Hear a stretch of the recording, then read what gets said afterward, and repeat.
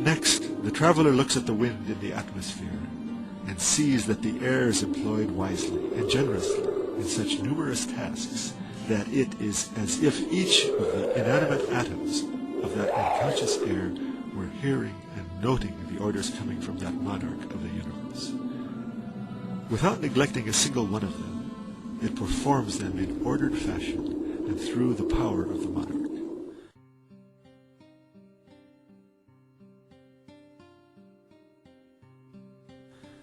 Thereby it gives breath to all beings and conveys to all living things the heat, light, and electricity they need, and transmits sound as well as aiding in the pollination of plants.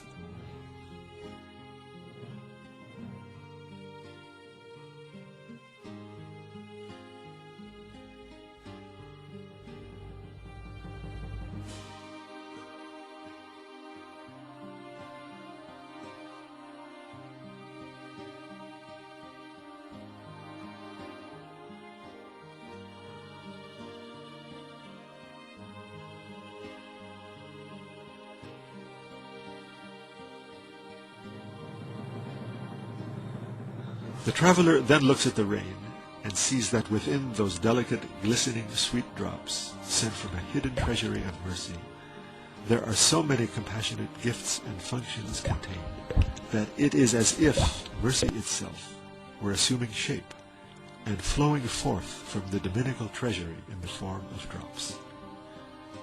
It is for this reason that rain has been called mercy.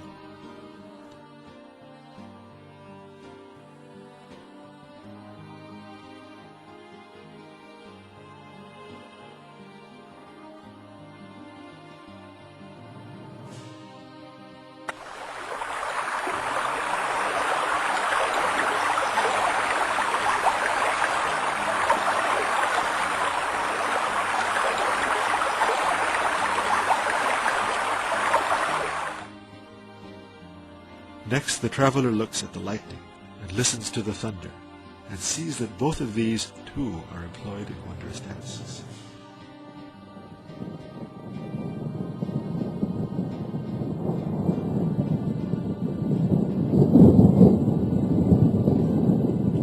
Then, taking his eyes off these, he looks to his own intellect and says, "The inanimate, lifeless cloud that resembles carded cotton has, of course, no knowledge of us. When it comes to our aid, it is not because it takes pity on us. It cannot appear and disappear without receiving orders. Rather, it acts in accordance with the orders of a most powerful and compassionate commander. First it disappears without leaving a trace, then suddenly reappears in order to begin its work. By the command and power of a most active and exalted, a most magnificent and splendid monarch, it fills and then empties the atmosphere,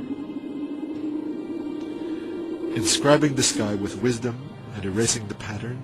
It makes of the sky a tablet of effacement and affirmation, a depiction of the gathering and the resurrection.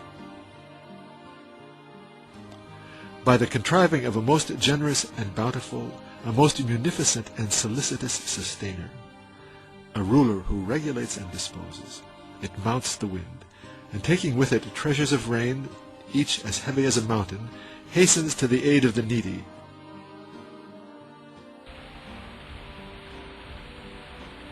It is as if it were weeping over them in pity, with its tears causing the flowers to smile.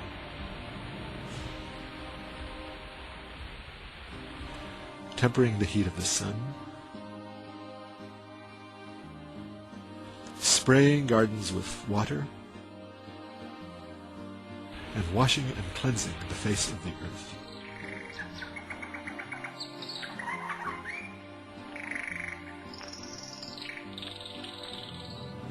That wandering traveler then tells his own intellect, "These hundreds of thousands of wise, merciful, and ingenious tasks and acts of generosity and mercy that arise from the veil and outer form of this inanimate, lifeless, unconscious, volatile, unstable, stormy, unsettled, and inconstant air, clearly establish that this diligent wind, this tireless servant, never acts of itself, but rather in accordance with the orders of a most powerful and knowing, a most wise and generous commander.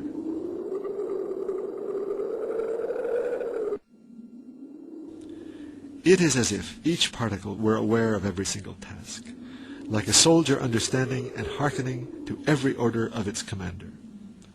For it hears and obeys every dominical command that courses through the air. It aids all animals to breathe and to live, all plants to pollinate and grow, and cultivates all the matter necessary for their survival. It directs and administers the clouds, makes possible the voyaging of sailing ships, and enables sounds to be conveyed, particularly by means of wireless, telephone, telegraph, and radio, as well as numerous other universal functions. Now these atoms, each composed of two such simple materials as hydrogen and oxygen, and each resembling the other, exist in hundreds of thousands of different fashions all over the globe. I conclude, therefore, that they are being employed and set to work in the utmost orderliness by a hand of wisdom. As the verse makes clear,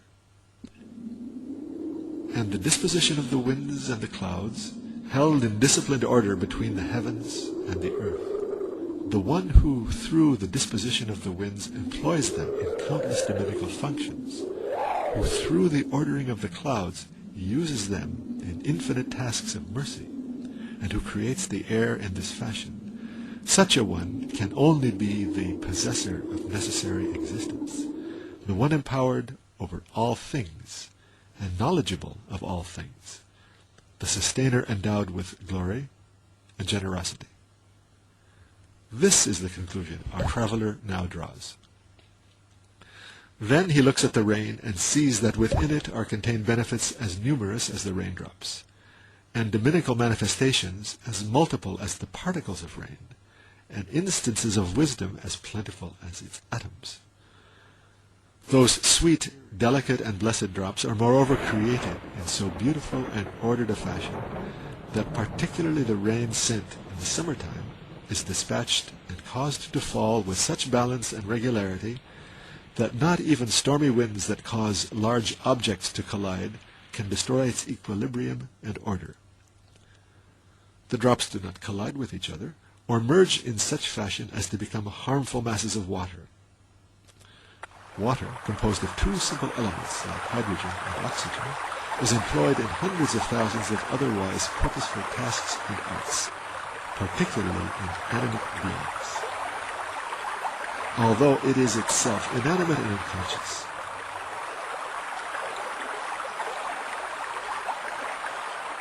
Rain, which is then the very embodiment of divine mercy, can only be manufactured in the unseen treasure of mercy of one most compassionate and merciful, and on its descent expounds in physical form the verse, "And he it is who sends down rain after men have despaired, and thus spreads out his mercy." The traveler next listens to the thunder and watches the lightning. He understands that these two wondrous events in the atmosphere are like a material demonstration of the verse, "The thunder glorifies his praise." The brilliance of his lightning almost robs them of their sight. They also announce the coming of rain, and thus give glad tidings to the needy.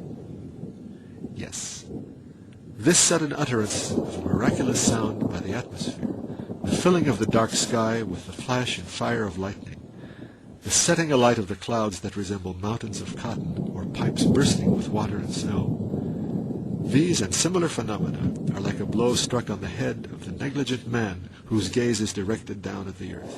They tell him, "Lift up your head. Look at the miraculous deeds of the most active and powerful being who wishes to make himself known." In the same way that you are not left to your own devices, so too these phenomena and events have a master and a purpose. Each of them is caused to fulfill a particular task, and each is employed by a most wise disposer. The wondering traveler hears then the lofty and manifest testimony to the truth that is composed of the disposition of the winds, the descent of the rains, and the administration of the events of the atmosphere, and says, I believe in God. That which was stated in the second degree of the first station expresses the observations of the traveler concerning the atmosphere. There is no God but God, the necessary being, to whose necessary existence in unity the atmosphere and all it contains testifies, through the testimony of the sublimity of the comprehensiveness of the truth of subjugation, disposal, causing to descend, and regulation, a truth vast and perfect, and to be observed.